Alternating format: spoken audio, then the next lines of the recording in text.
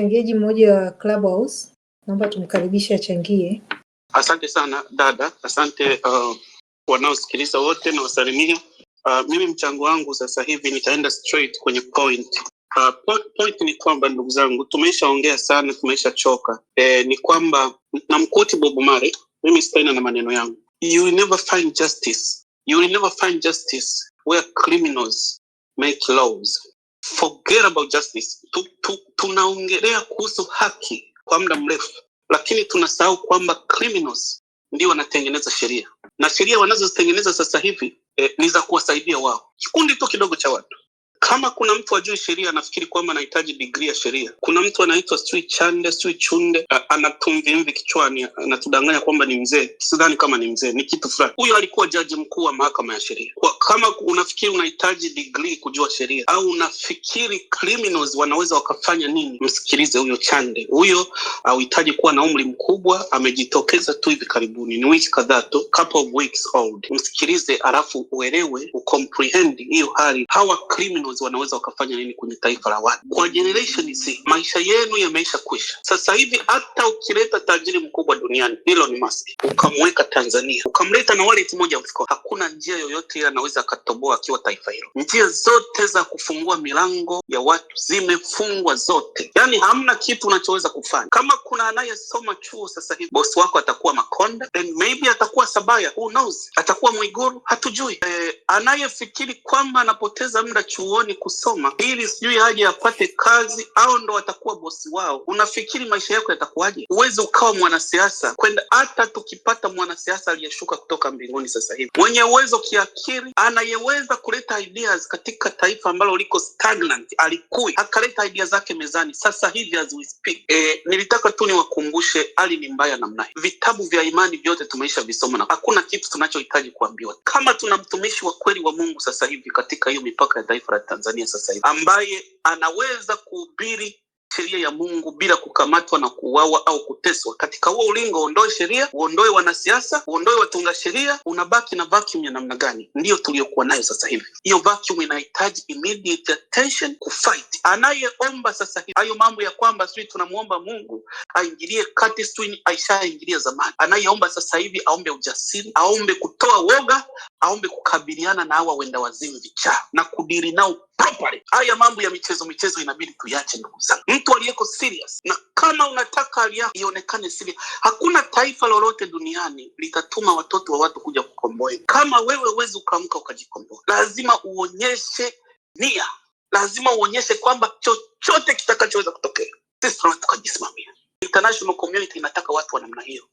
Fortunately, wakishaona mko serious, wakishaona nyie mnakuja, wakishaona mmefunga mitaa yote, wakiona mitaa imejaa na hakuna anayerudi nyumbani, mtaona United Nation, hawa watu wote wataamka, watasema inatosha. Na sasa kingine wanachoweza kufanya, mkashangaa, zinaweza zikaja resolution hapo za nguvu, wakaitaka kila nchi ambayo viumbe hawa watakimbilia lazima zitoe notice within 24 hours. Wakienda Oman, tunataka kujua wamekuja Oman, wako hapa within 24 hours, ili tuwapeleke kwenye court of law, waje wakutane sasa na majaji, sio Chande tena. Haya yanaweza yakafanyika kama tuko serious, yanaweza yakafanyika. Ndugu zangu, haya yote tuliyoongea sasa hivi hayakutoshi. Fikiria watoto wa watu waliopoteza maisha, walikuwa wajasiri. Mimi sikuona mwili wa mtoto analia anasema nimepigwa risasi. Wote walikuwa wajasiri, wanakufa. Unaona mtu anakufa, hata wale waliokuwa na waatendi mara ya kwanza maskini wanawakimbiza mahospitali wakifikiri kule kuna unafuu, walikuwa wajasiri. Hiyo inabidi, huo ni ushindi wa kwanza ndugu zangu. Ujasiri lazima ukomae, uendelee hivyo tuuzidishe mara 100. Na pili, kwa majeshi, kama kuna vijana majeshi wanaosikiliza hivi vitu sasa hivi, vijana wa kawaida hao, nyie mnatoka katika familia maskini. Hakuna tajiri nchini Tanzania anapeleka watoto wake kwenye jeshi. Kilio chetu mnakijua vizuri, hali yetu ya jikoni mnaielewa vizuri, mnaelewa lugha zetu zote. Simameni kwa ajili ya taifa letu. Hatuhitaji wengi, tunahitaji wachache kati yenu wa kusema enough is enough. Mkifunga mkaja likizo, tukipiga simu, mnajua structure za familia zetu, mnajua vizuri sana. Mnajua maisha ya watu jinsi walivyopigika, na mnajua hali ya siasa zetu, na mnafikiri mnajua we can make it better. Chukueni initiative. Najua wapo wazuri kati yenu, ninajua wapo. Tunahitaji hao wachache. Simameni, tuseme inatosha.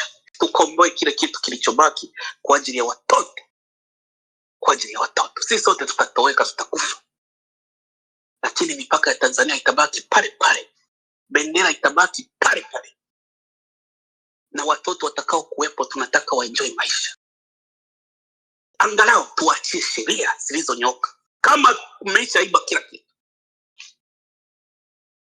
tuachie sheria. Tuambie ni vibaya kuua, tuambie ni vibaya kuiba uchaguzi, tuambie ni vibaya kuonea watu, tuambie ni vibaya kuweka mashtaka kwa watu ambao yastahili, tuambie ni vibaya kufanya mikataba ya hovyo. Tuwaonyeshe kwa vitendo, na kwa sababu hiyo wasirudie tena kuvifanya kwa mtu mwingine. Haya mabunge sio vitu gani hivi, tutafute nyumba, hata kama ni primary school, watu waende wakae, tulitengeneze upya bunge letu ambayo imekuwa ni highway ya kumwaga damu, ya kutengeneza sheria mbovu, ya kupitisha kila kitu, wizi wa kila aina, vitu vyote vinapitia pale. Tuwatoe kwenye system hawa majaji waliojificha, wanaochukua pesa za bure, wanalipwa eti ni jaji mstaafu. Tuwatoe kabisa kwenye system. Kama kuna mtu anakuja kudai haki zake, kudai kulipwa, atueleze, aandike tena kwenye karatasi ndefu, atueleze tena. Ndugu zangu, nisiwachoshe, naomba niseme hayo ninafikiri yamemgusa mtu, ya kuamsha uwe na nguvu, uinuke. Tuache ule mama, tuache nini, amkeni kwa nguvu, mkomboe kile kilichobaki. Nawashukuru sana. Mike umenikosha. Ndugu yangu Mike sana. Umeongea yamenichoma moyoni. Hawa watu hawajui kwamba kuna kesho, wanajisaulisha. Juzi tu hapa tumeambiwa na Hilda Newton. Mike, ngoja ni hapo, ndio maana nimeingia haraka niwakumbushe wananzengu hapa. Hilda Newton alichostua kwamba walichukua pesa zetu wakazipeleka Emirates kule Uarabuni. Vita vya Marekani na Iran vikapiga kule, sasa hivi wanarudi tena huko nyumbani. Hawa watu hawajagundua kwamba pesa zetu nyinyi mnatumika kule, mnataka kupeleka pesa zenu huko nje kule. Kuna siku hata huko nje pia kutaharibika, nyinyi mtakuwa wageni wa nani? Ndio hiyo point yako ya mwisho hiyo imenigusa, ndio maana nikasema unajua hao watu wanatumika vibaya. Wanafikiri mkichukua pesa zenu mkazipeleka huko nchi za nje huko basi ndio mmepona. Sasa nyinyi tuko na nyinyi hapa, huko nchi za nje pia kutakupa na tafaruku. Sasa tutarudi hapa, sisi tutapigana huko ndani. Mr. kuendelea bwana, nirudishe Mike. Sijui alikuwa ni mtu mkubwa. Asante kaka Mwafilombe, asante kaka Mike. Back to Discord. Mheshimiwa Spika, na nawashukuru viongozi wetu waliotangulia hapa wote. Tunawashukuru sana, na Mwenyezi Mungu aendelee kuwalinda, tuwe pamoja katika kupambania taifa letu. Mimi sitachukua muda sana kwa sababu tuna wageni rasmi tunawasubiri. Mimi isipokuwa nataka niwakumbushe vijana wenzangu, tunapoelekea Sabasaba, hawa watu wameshajua kwamba tunakuja.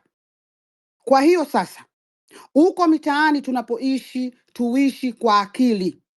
Usikubali uone gari imesimama inamburuza kijana mwenzio, anaondoka kwenye gari, wewe unatazama ama unapiga picha.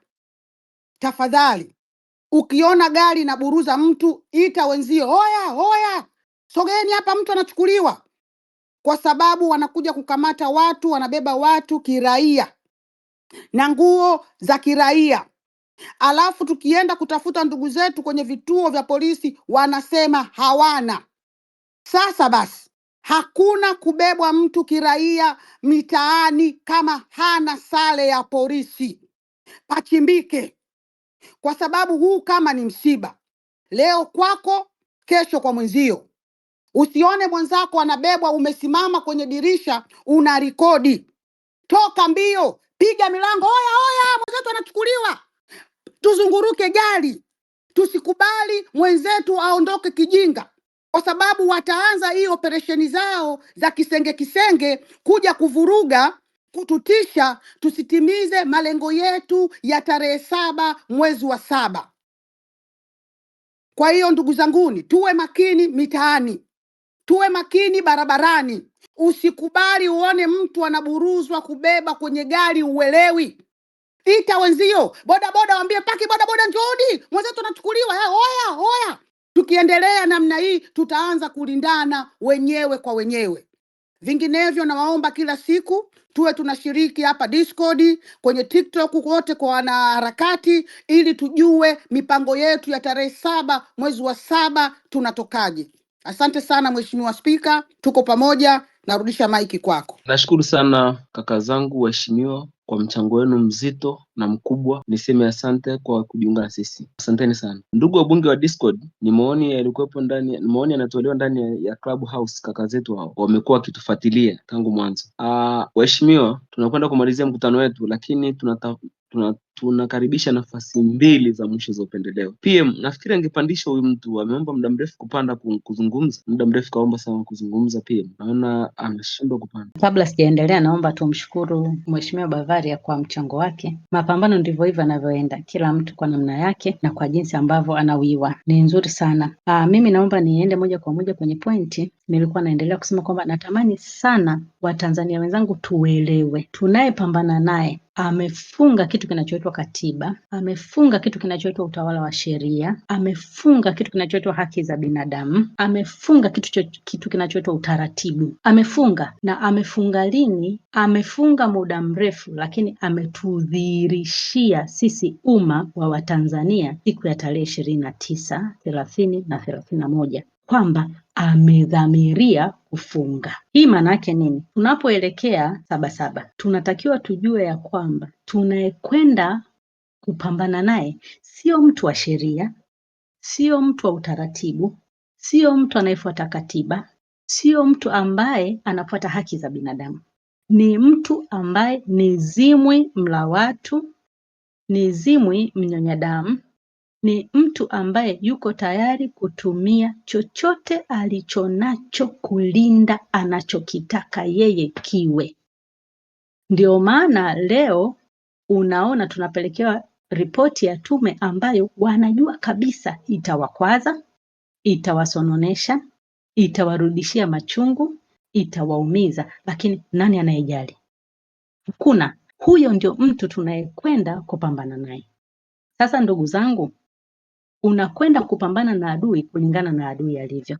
Siku ya tarehe 7 tusitegemee adui atakuja kutosikiliza. Tukiomba kibali, tukimwambia kwa lugha yote iwe nzuri, hata tusikiliza. Maana yake sisi tunatakiwa tujipange katika namna ambayo sio tena ya namna ya mazungumzo ya amani ambayo eti tutamwambia asikilize. Hapana.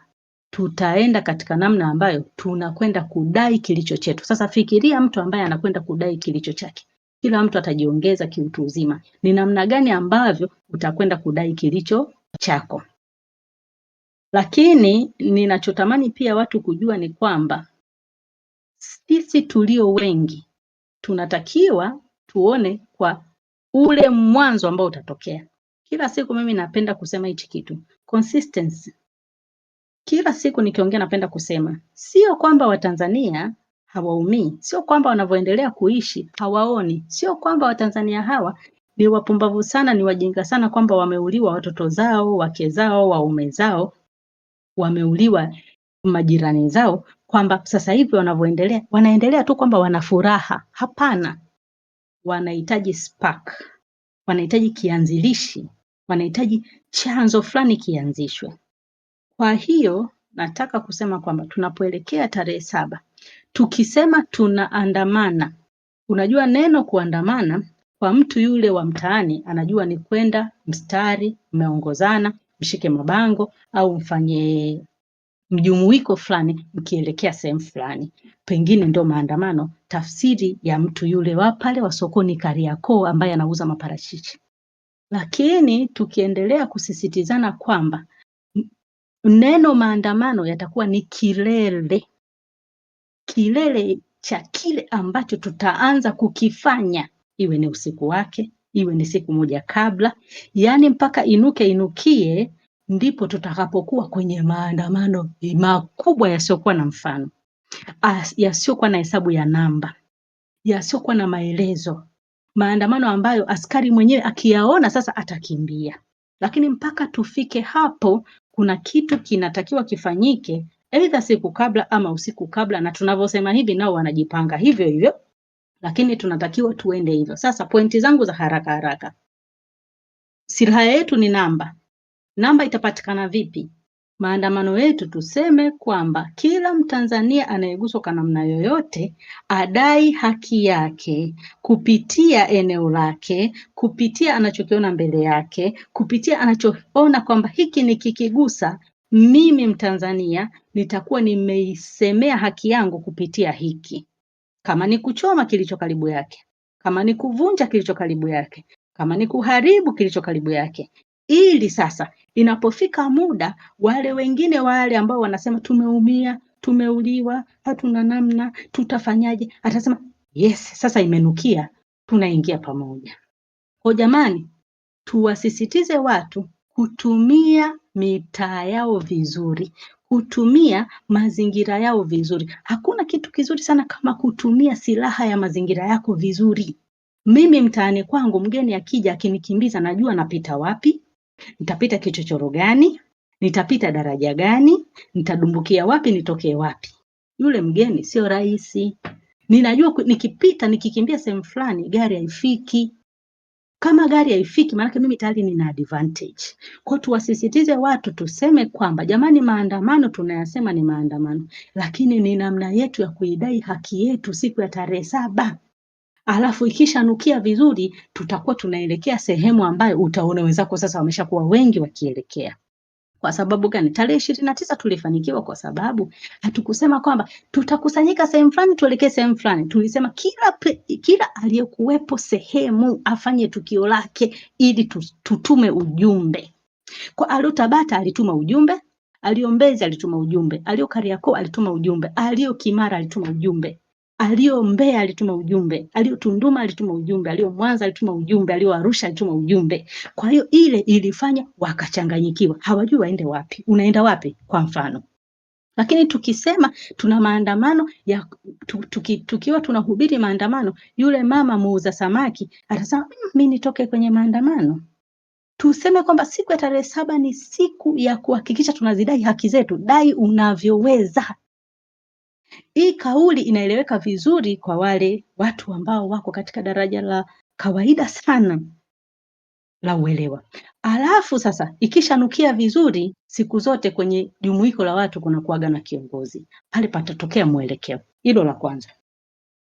Kwa hiyo kwa sawa,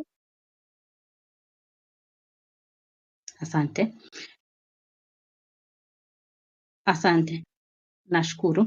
Namalizia pia kwa kusema kwamba vitu vingi ambavyo tunatamani tuvifanye, natamani sana vifanyike usiku. Hata swala la vipeperushi lifanyike usiku. Hata swala la kuanza kuharibu na kuweka heka lianze usiku, ili asubuhi tunapoamka tunaweza sasa tukawa tunaelewana vizuri, kwa sababu usiku ulitumika vizuri. Nashukuru, naomba niishie hapo. Nashukuru sana. Basi mwenye anahitaji kupanda, waheshimiwa wabunge, anaweza kapanda akachangia mjadala wetu hapa na akatoa maoni yake. Ndugu zangu, samahani nilipokuwa mbali na microphone, lakini nilikopo na mchango tu kidogo na nisingependa niwachoshe watu kwa kusikiliza mengi.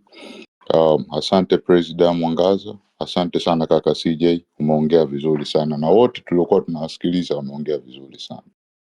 Mimi ningependa niwatie moyo ndugu zangu kwamba tuko pamoja katika haya mapambano, na tujue kwamba hili tunalolifanya sio kosa, na sisi tuliobakia lazima tuende kuikomboa nchi yetu, kwa sababu as long as kitovu chako kilidondoka pale Tanzania, manake wewe ni Mtanzania.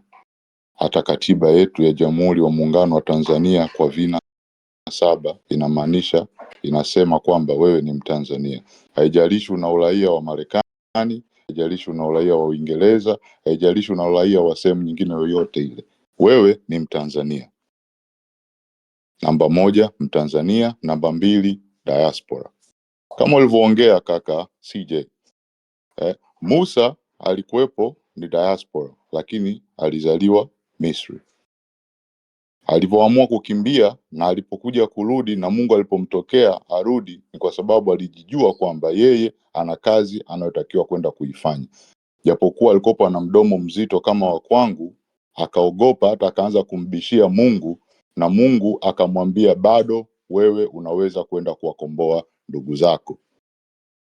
Akasema utamtumia kaka yako Haruni, ataweza kuongea, utampa idea, utampa mawazo, mtaweza kwenda kuikomboa nchi yenu, mtaweza kutoka katika utumwa na kwenda kwenye nchi yenu ya ahadi. Tanzania ni nchi yetu ya ahadi ndugu zangu. Katiba yetu inaturuhusu kuweza kuandamana. Katiba yetu inatupa nguvu zote za kuweza kufanya kile tunachokitaka kukifanya. Kwa hiyo tupo sahihi katika hili tunalotaka kwenda kulifanya. Tusiogope kwa sababu wanachokifanya hawa mafirauni ni kututisha, ni kutuogopesha, ili kusudi tuweze kurudi nyuma na wao waweze kula keki na kuweza kunufaika na kila kile kilichokuwepo katika nchi yetu tulichoachiwa na baba zetu na babu zetu. Kama mnakumbuka, huyu mama Firauni anayeongelea katiba kama vile ni kijikitabu, wakati baba wa taifa mwenyewe Julius Kambarage Nyerere alikuwa anasema kabisa kwamba uwezo ukaipuuza katiba, na japokuwa hii katiba ni mbovu, inampa madaraka yeye kwa Mungu mtu, lakini ni kitu ambacho uwezi ukakipuuza. Katiba ni zao la vitabu vya imani. Anasema kwamba tuweze kusikiliza au kuweza kufata vitabu vya imani. Mbona au waumini au viongozi wa dini hawavifati hivyo vitabu vya imani wakaweza kutendea watu haki, wakaweza kuwajibisha watu, wakaweza kuwaelezea watu? Kwa nini watu wakiwa wanaongelea neno haki ambalo limeongelewa mara 50,000 au mara ngapi katika vitabu vyote, katika maandiko matakatifu, katika Qur'ani tukufu, neno haki ni neno lililoongelewa kwa sauti kubwa kuliko neno la aina nyingine yoyote? Kwa nini yeye analipuuzia hilo? Alafu leo anakuja anatuambia kwamba sisi tuzingatie vitabu na tuachane na katiba. Hiyo anataka kutunyonya, anataka kutukandamiza, anataka kutubagaza, anataka kutubananga. Kwa hiyo tunachotakiwa kukifanya ndugu zangu, kama ulivyosema kaka CJ, tuwe pamoja. Letu lote liwe moja. Kama alivyoongea kaka Mwaipaya, tusishambuliane sisi wenyewe kwa wenyewe, kwa sababu hiyo ndio propaganda moja wanayoitumia kubwa sana ya kutu divide and kutu rule. Inaitwa divide and conquer. The same way walivyofanya wakoloni, wakaenda wakapeleka bara letu, wakaliweka kwenye meza mwaka 1884, wakaligawanya vipande 50. Sasa hivi tuna vipande 54, vinakwenda vipande 55, vitazidi kuongezeka. Ni kwa sababu ya kudivide and rule. Huyu mwanamke Jezebel anataka kutu divide ili kusudi atu rule. There is nothing else ambayo anayo, kwa sababu hana uwezo wa kuongoza.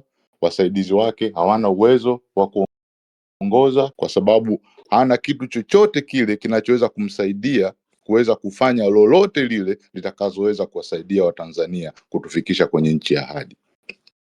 Kama alivyosema kaka CJ, anatamani hata mlima Kilimanjaro ungeweza kuuzika, kwa sababu angekuwa na uwezo wa kwenda kuupeleka UAE. Sasa hivi ungepakizwa kwenye meli, bali tunaamka mwezi ujao au siku zinazofuatia, mlima Kilimanjaro ungekuwepo huko Uarabuni kwa babu zake, kwa sababu yeye hao anaona ni ndugu zake. Hao anawaona ni jamii yake. Sisi Watanganyika anatuona ni vikaragosi, anawisha angeweza kutupakiza kwenye basi, akaenda akatumwaga Rwanda, akatumwaga Burundi, akaenda akaleta Waomani wote huko walipo waweze kuja kunufaika na asali na maziwa tulioachiwa na babu zetu. Ndugu zangu, tusiogope, tuweze kuvaa ujasiri, na kama unavyosema, kama alivyosema kaka CJ au kama alivyosema Mheshimiwa Tundu Lissu kiongozi wetu, ukiwa unafanya hizi harakati huku unaogopa kuwekwa jela, ujue kwamba uko kwenye wrong platform na uko kwenye huduma tofauti. Basi wewe bakia tu kwenye huduma unayoiweza, kwa sababu hawa washenzi hawawezi kutuweka sisi wote magerezani. Hiyo ni namba moja. Namba mbili, hawawezi kutuua wakatumaliza watu milioni 70. Namba tatu, hakuna mtu yoyote kutoka nchi yoyote ile anayeweza kuja kutuokoa, kutukomboa isipokuwa sisi wenyewe. Lazima tuweze kujikomboa sisi wenyewe, kwa sababu hakuna binadamu yoyote yule anayeweza kwenda kutuma watoto wake waweze kuja Tanzania waweze kukomboa watoto wetu sisi, ndugu zetu sisi, ama mtu mwingine yoyote yule ambaye yuko kwetu sisi. Kwa hiyo kama mlivyosema ndugu zangu kwamba tukizuiliwa barabarani, nimependa sana hii moto, mitaa itawaka moto. Na kwa nini mitaa iwake moto? Kwa sababu tunataka kusafisha nchi kwenye kunuka kinyesi walichotuwekea. Nchi yetu inanuka kinyesi sasa hivi kwa ufiraji na ubakaji walioufanya. Nchi yetu inanuka jamani. Hawa viongozi waliopo madarakani wametunukisha nchi yetu. Nchi yetu inanuka damu. Na tusipofanya hivyo, tusipoenda kuchoma kila kitu moto, tukaanza upya, tukawakomboa ndugu zetu, na waambieni Mungu atakuja kuichoma moto nchi yetu kama jinsi alivyochoma Sodoma na Gomora. Kwa sababu hawa mafirauni ni viongozi na ni watawala na ni watu kama wale walio Sodoma na Gomora. Na tusiwaruhusu waendelee huko. Tusiruhusu nchi yetu iteketee. Tusiruhusu Mungu aje kutuangamiza kwa sababu tumeshindwa kwenda kujitetea sisi wenyewe. Mimi ni hayo tu ndugu zangu. Asante sana dada Mwangaza. Mna naweza nikapata dakika 10 na mimi za kuzungumza hapa, kama mtaniruhusu basi unaweza ka comment hapo chini. Ndugu waheshimiwa wabunge, pia na mchango wangu mimi kama mwenyekiti na mchango wangu hapa. Waheshimiwa, taifa hili liko mikononi mwenu. Ukiangalia watu ambao ni wanaharakati kwenye nchi hii hawafiki 200. Unaweza mkajiuliza hilo swali. Lakini hawa wachache wanawindwa nje ndani. Usifikiri hata wewe ambao uko nje upo salama, lakini sisi tulioko ndani pia hatuko salama. Nini ninachotaka kukizungumza? Tuna haja kubwa ya kulikomboa hili taifa kwa nguvu kubwa mno, bila kukatishwa tamaa na chochote kile. Ndugu zangu diaspora, nitazungumza nanyi kidogo sana. Wakati Musa akiwa uhamishoni alilikomboa taifa la Israeli akiwa nje ya Misri, akiwa nje ya Israeli. Lakini Musa, ukifuatilia historia yake, alilelewa na Farao, kwa aliujua mji wa Misri vizuri. Lakini kilichomuondoa Musa Misri ni nini? Baada ya kuua akakimbia. Baada yule mjakazi askari akamwambia, unataka kuniua kama yule uliomuua? Alipogundua kwamba amegundulika kwamba aliua, alikimbia. Nini ninachotaka kusema? Watu wa diaspora, ninyi ni msaada mkubwa sana na njia nyepesi sana ya kukomboa ile taifa. Sisi wadogo zenu tunahitaji mchango wenu sana wa mawazo. Mtutie moyo kwa namna yeyote ile inayowezekana, pande zote za nchi hii ya Tanzania, mikoa yote, kwa sababu hakuna namna. Tunajua na nyinyi pia mnapitia vita kubwa sana, lakini tusikate tamaa. Sisi tuliopo kwenye taifa hili tutapambana kwa namna yeyote kwa kuchoma chochote kile. Hakuna jinsi tunaweza tukafanya tukaficha maneno haya tusiyazungumze. Taifa hili tulikomboe. Tumezungumza mengi sana, baadhi ya viongozi wamealikwa, wamezungumza mengi sana. Hakuna jinsi, hakuna neno zuri. Wamekiri kwa vinywa vyao, wamesema hawawezi kukabidhi nchi kwa makaratasi. Je, tusubiri wamalize mpaka 2030 ama tuingie barabarani kwa moto usiokuwa wa kawaida? Maandamano ya tarehe 7 mwezi wa 7 yanakuja na mikakati mizito sana. Anayeweza kutafuta kijana yote yule mwenye mawasiliano yake mazuri, anaweza akampa chochote kile, akatengeneza vipeperushi vikasambaa mikoa yote, ili taifa tuweze kulikomboa. Hatuwezi kukomboa ile taifa kwa maneno matamu matamu. Kwanza lazima upige kifua, useme taifa langu litapotea ama nitalikomboa. Hii kazi sio ya kutegeana kwamba fulani ndo atakayesimama. Mwangaza ndo ana mwenye Discord atahamasisha watu. Hii kazi inahitaji wewe, inahitaji yule, na inahitaji mimi, na inahitaji Mwangaza na kila mmoja aliyopo hapa. Ni jukumu letu kuhamasisha vijana, kuwatia nguvu, kuwapa hari mpya na nguvu mpya na kasi mpya, waingie barabarani bila uoga wowote, wakomboe taifa lao. Hakuna jinsi na hakuna namna. Ni jukumu letu kuhamasisha vijana wafanye taharuki. Katika kukomboa hili taifa, anastahili kupona, anatakiwa kupona. Huo ndio ukweli. Hata tuliofikia sasa hivi, huo ndio, kwa sababu wao wanaamini kwamba kuteka na kuua ndio njia pekee ya wao kuendelea kubaki madarakani. Na sisi tunachokiamini ni kwamba kutoka barabarani, kupiga moto nyumba za watu wote ambao wanapinga maandamano na wanapinga harakati zetu na wanasapoti serikali hii. Piga moto kila unachoona kinafaa, washa moto. Ndugu zangu diaspora, najua nyinyi mnajitihada, mna mchango mkubwa sana kwetu. Nyinyi mna maisha, mnaweza mkaangalia familia zenu kwa namna yote ile. Msihangaike hata na hii siasa ya nchi hii. Lakini nafurahi sana kuwaona hapa mkiungana pamoja na sisi kwa nguvu, mkitutia moyo. Hilo ni jambo kwanza na wasifu.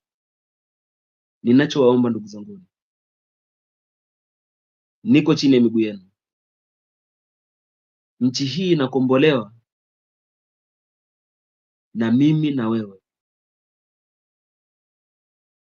Hili taifa, kama tutakubaliana wote tupumzike, tuache hizi harakati, tukubaliane. Lakini kama tutakubaliana wote tuokoe hili taifa, tukubaliane vile vile. Hakuna jinsi. Nchi hii ina kila kitu. Pesa ya Kenya iko juu. Hawana gesi, hawana Tanzanite, lakini pesa iko juu. Hawana vivutio vya utalii kama sisi. Hilo lipo wazi, lakini inaonyesha miaka 60 ya CCM wameshindwa kusimamisha taifa hili kiuchumi. Tukizungumzia mambo ni mengi, hata tukianza kuchambua hapa nitawachosha tu ndugu zangu. Ninawaombeni, kila mtu aliyoko hapa ana jukumu kubwa Mungu alilompa. Haijalishi uko wapi, haijalishi unafanya nini, ni mke wa mtu, ni mume wa mtu, unafanya kazi wapi, popote pale ulipo, ni jukumu lako taifa hili kulikomboa. Hichi tunachokifanya si jambo dogo.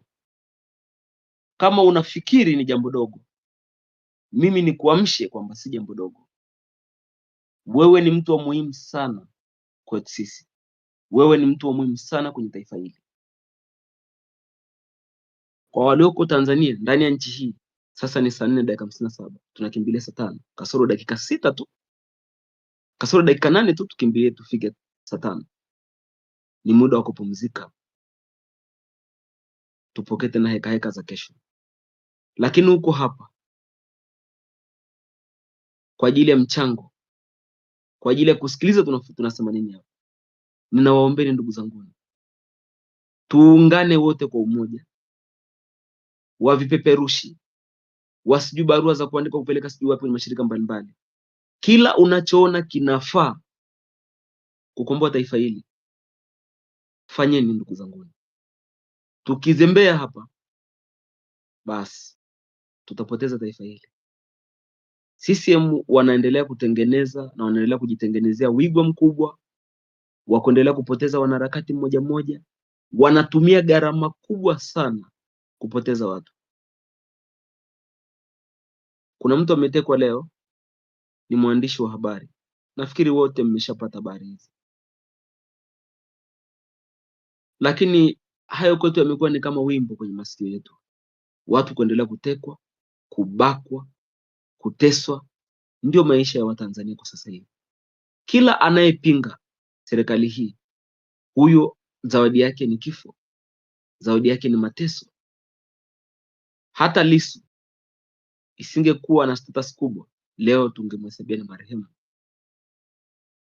Ni miongoni mwa mtu aliopigwa risasi, ameponea chupuchupu. Na viongozi hao ambao leo hii ni mawaziri. Nani asiyejua Makonda ni mratibu na kiongozi wa kikundi cha watekaji na wafiraji? Ndio kiongozi aliyokwenda Clouds, ndio kiongozi aliongoza vikosi vilivyomwandama Lissu. Baada ya kutoa speech ya kwamba Kikwete ni miongoni mwa watu ambao waliosaini mkataba wa madini mwaka 95. Baada ya kauli hiyo, wakaona zawadi yake ni kumpiga risasi. Lakini Mungu mwenye uwezo wa kutoa uhai wa mwanadamu ni Mungu peke yake. Hakuna mwanadamu mwenye uwezo wa kutoa uhai. Mungu ndo mwenye uwezo wa kutoa uhai wa mwanadamu. Hasira hii ndugu zangu iwe na kwenu pia. Hawa watu wanaua kweli, wanachinja, wanabaka wanaume, wako tayari kusapoti ushoga kuliko jambo la maendeleo kwenye nchi. Wako tayari kusitisha barabara kutengenezwa, madawa kupelekwa hospitalini, lakini wakasapoti vikundi vya wabakaji na wafiraji kuteka vijana. Yote hayo ni matatizo yaliyoko ndani ya nchi yetu, na mnajua wote. Diaspora ndugu zangu, mpo nje. Mungu ana kusudi kubwa la kila mmoja hapa. Ninaombeni mchango wenu kwa namna yeyote. Una mtu unawasiliana naye anatengeneza vipeperushi, kama dada yangu Bavarian ametoa wazo, amesema kwa kijana anayeweza kutengeneza vipeperushi akarekodi video fupi, anatoa ofa ya 200,000. Tumtie moyo ndugu zangu, na wengine wa diaspora pia naomba muungane na dada yangu Bavari hapo. Vijana wanahitaji kuingia barabarani, fedha hawana. Ninawaombeni, niko chini ya miguu yenu. Nchi hii ni masikini. Umaskini huu tumetengenezewa na watawala hawa. Wako tayari kupeleka pesa Uarabuni, lakini mahospitali yakose madawa, shule walimu. Mmesikia Mtwara, watoto 900 shule moja, walimu wako 3. Hayo yote yametengenezwa na sisi. Hawaoni shida, wanataka kutengeneza kizazi cha umaskini, waendelee kubaki madarakani. Mikataba hiyo walioingia na hao Waarabu na kufukuza Wamasai kuwapeleka Tanga, wakatengeneza mahoteli ya nyota 5, wanaamini hakuna utawala mwingine utakao kuja kuwatoa watu wale. Wanatumia kila namna wabaki madarakani. na kila anayeweza kuzungumza kama anavyozungumza hivi, zawadi yake ni kifo. Rai yangu kwenu, neno moja tu, ndugu zanguni. Tarehe 29 tulipoteza watu wengi sana, tulipoteza vijana wengi sana waliokuwa na nguvu, waliokuwa na motisha wa kukomboa taifa hili. Wamezikwa, wako chini ya ardhi. Tazameni hili, lifikirieni, na kila mmoja alifikirie kwa uchungu, achukue kwenye nafsi yake kwamba aliyekufa ni ndugu yangu, ajenge uchungu kwenye moyo wake kwamba aliyekufa ni ndugu yangu. Je, nitafanya nini kwenye nchi yangu kukomesha haya? Ndugu zanguni, ninawaombeni jambo hili mlibebe kama lenu na ni la kwenu. Diaspora, Musa alikuwa nje, akatumwa na Mungu. Mungu alimtokea, ndugu zake wako Misri. Mungu akamtokea akamwambia Musa, mahali hapa ni patakatifu, vua viatu vyako. Alipovua viatu, ndipo Mungu akamwambia, ninakutuma kwa wana wa Israeli, waambie Mungu wa Isaka na Yakobo anataka kuwatoa katika utumwa. Ndugu zanguni, diaspora, tupo kwenye utumwa. Tusaidieni, tuteteeni, tupiganieni. Ndugu zanguni, hili taifa ni la kwenu. Hata kama utakuwa nje, umebadilisha mpaka raia, lakini Mungu amekupa ardhi hii ya kwako. Hata kama maisha ya huko ni mazuri zaidi ya huku kwenu, lakini ni jukumu lenu kutengeneza nchi hii kwa umoja wenu. Hapa ni kwenu, na kwenu si yani sio pa kupakimbia. Nashindwa kuongea vizuri kwa sababu ya uchungu na hasira iliyo ndani ya moyo wangu. Ninawaomba ndugu zangu, kila mtu abebe jukumu hili na alifanyie kazi. Mungu awabariki sana kwa kuwepo hapa ndani ya Discord. Mungu awape maisha marefu, awatie nguvu, lakini hasira ya kukomboa taifa lenu iwe ndani yenu siku zote za maisha yenu.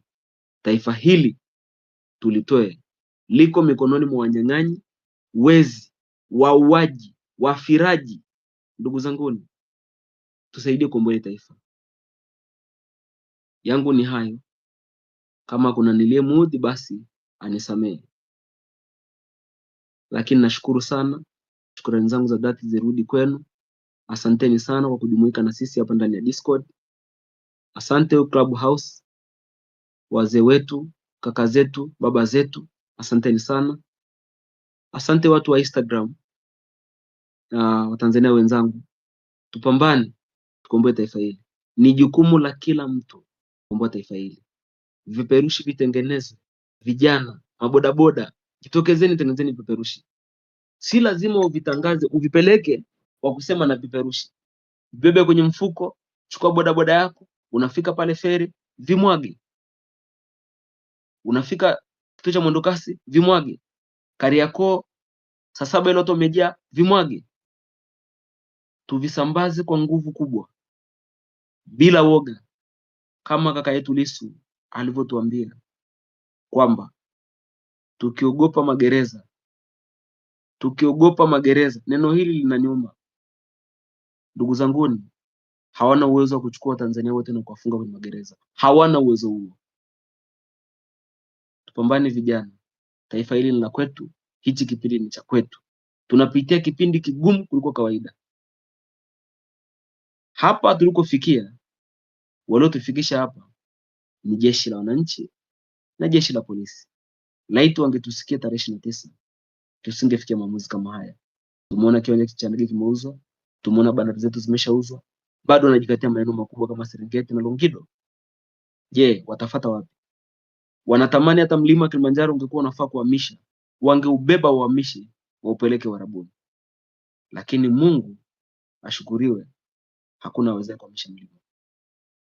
Asanteni ndugu zanguni, na Mungu awabariki sana. Ninawaomba kwa upande kama tulivyoanza basi tumaliza vile vile. Nitamwomba Mkristo mmoja na Muislamu mmoja ataomba dua. Karibuni sana kwa waombaji, karibuni sana kwa waombaji. Asanteni sana ndugu zanguni, lakini pia nimkaribishe President Mwangaza, kama ana la kuongezea hapo anaweza kaongezea.